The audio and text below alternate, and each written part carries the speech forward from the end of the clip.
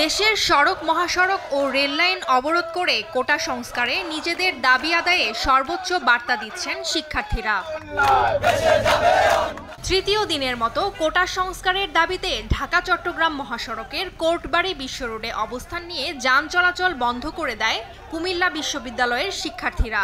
এতে সড়ক জুড়ে প্রায় 40 কিলোমিটার এলাকায় দেখা দেয় তীব্র যানজট।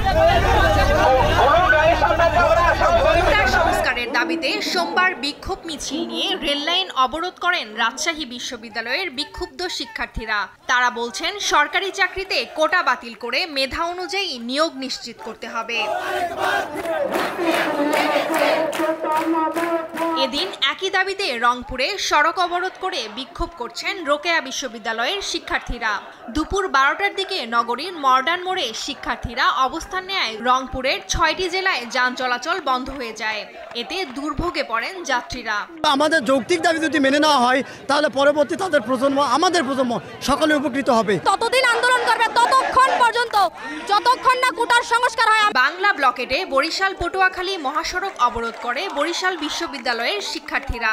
বেলা 12টা 10 বিশ্ববিদ্যালয়ের প্রধান ফটকের সামনে অবরোধে বসেন তারা।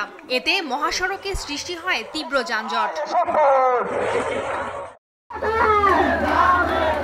ঢাকা ময়মনসিংহ রেলপথ অবরোধ করেছে বাংলাদেশ কৃষি বিশ্ববিদ্যালয়ের শিক্ষার্থীরা।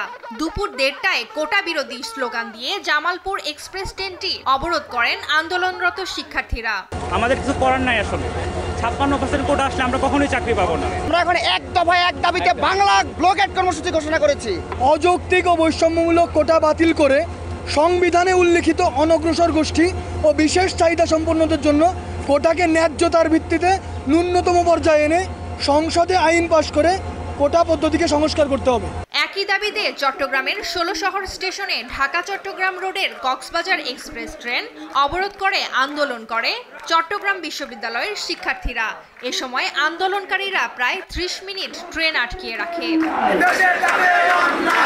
কোটা সংস্কারের দাবিতে ঢাকা আরিচা মহাসড়ক অবরোধ করে বিক্ষোভ করেছে জাহাঙ্গীরনগর বিশ্ববিদ্যালয়ের শিক্ষার্থীরা। টুম্পা আফরোজ, নিউজ ডেস্ক, দেশ টিভি।